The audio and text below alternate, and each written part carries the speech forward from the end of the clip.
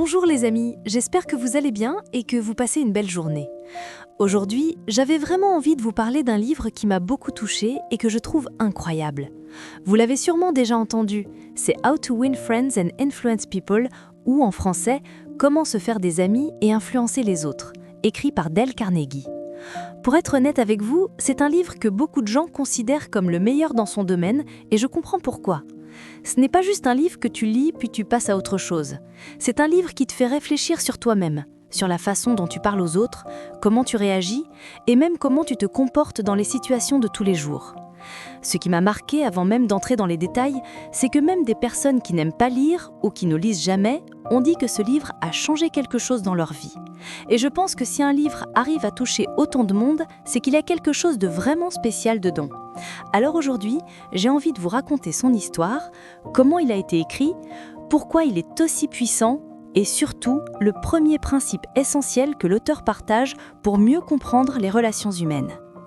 L'histoire du livre est déjà impressionnante. Dale Carnegie a commencé à enseigner l'art des relations humaines en 1912.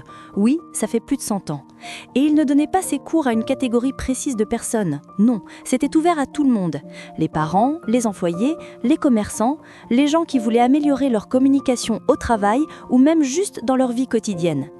Et sa méthode n'était pas du tout théorique. En fait, ce qu'il faisait, c'est qu'il expliquait un principe et ensuite il demandait aux participants de raconter leurs propres expériences.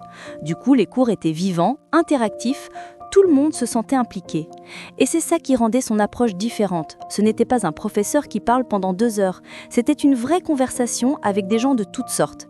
Et ce qui est fou, c'est que Carnegie a enseigné comme ça pendant 20 ans sans écrire un seul livre. C'est seulement en 1937 qu'il décide de mettre tout cela par écrit. Et croyez-moi, il n'a pas écrit n'importe comment. Il a rassemblé des histoires racontées par des centaines des participants. Il a passé 10 ans à étudier la vie d'Abraham Lincoln. Et il a même engagé quelqu'un pour lire plus de 100 biographies de grands leaders pour comprendre ce qui faisait d'eux des personnes influentes, respectées et capables d'inspirer les autres. Ce livre, c'est vraiment le résultat d'un travail énorme, de beaucoup d'observations et d'expériences réelles. Alors maintenant, j'ai envie de vous partager le premier principe fondamental du livre. Honnêtement, ce n'est pas quelque chose de compliqué, mais c'est quelque chose que presque tout le monde oublie. Ne critique jamais. Oui, ça paraît simple, mais dans la vie quotidienne, on critique tout le temps sans même s'en rendre compte. On critique nos proches, nos collègues, les gens dans la rue, parfois même des inconnus sur Internet. Et Carnegie explique que la critique est totalement inutile. Elle ne répare pas le passé, elle ne corrige pas l'erreur et surtout, elle détruit la relation. Et c'est vrai, quand on critique quelqu'un, la personne se met automatiquement en mode défense. Elle cherche une excuse, elle essaye de se justifier et tu peux sentir que la connexion entre vous se casse, même un petit peu. Et le pire, c'est que la critique blesse toujours la fierté de l'autre, même si on pense que ce n'est pas grave. La fierté, c'est quelque chose de fragile chez tout le monde. Et une seule critique peut parfois laisser une marque plus profonde qu'on ne le pense. Le livre donne des exemples qui montrent à quel point les gens ne se blâment jamais eux-mêmes.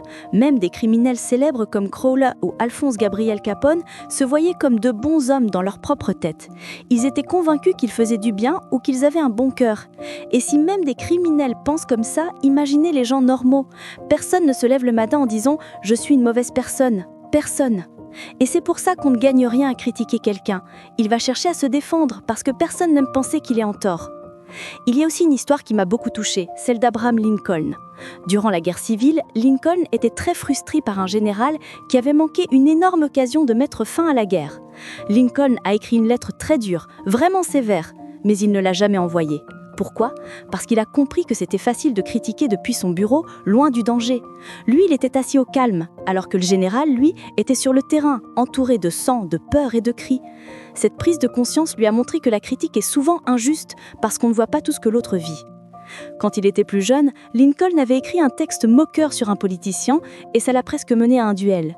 Cet événement l'a marqué toute sa vie et l'a appris à ne plus critiquer, ne plus se moquer des gens et être beaucoup plus humble. Et franchement, je trouve que c'est une leçon tellement importante. On ne sait jamais ce que l'autre vit, ce qu'il ressent, par quoi il passe, alors pourquoi critiquer ? Il y a une comparaison dans la vidéo que j'aime beaucoup. La colère, c'est comme une canette de soda qu'on secoue. Si tu l'ouvres tout de suite, tout explose et tu ne peux rien récupérer. Mais si tu attends juste un peu, la pression redescend et tout se calme. C'est pareil avec les mots. Si tu parles sous le coup de la colère, tu risques de dire quelque chose que tu ne peux plus effacer. Alors parfois, la meilleure chose à faire, c'est juste attendre. Un autre conseil que j'ai trouvé très beau, c'est si un jour tu dois vraiment critiquer quelqu'un, commence toujours par te blâmer toi-même. Pas pour jouer la victime, mais pour montrer que toi aussi tu fais des erreurs. Ça ouvre le cœur de l'autre et la conversation devient plus douce. On se sent en sécurité, on n'a pas l'impression d'être attaqué. Voilà les amis, j'espère que ce petit moment vous a plu. Ce livre est vraiment précieux et j'avais envie de le partager avec vous. Dites-moi dans les commentaires si vous critiquez souvent ou si vous essayez de garder votre calme. Et si vous aimez ce genre de contenu, n'oubliez pas de vous abonner à la chaîne Restez Mativé. Ça m'aide beaucoup et ça me fait vraiment plaisir.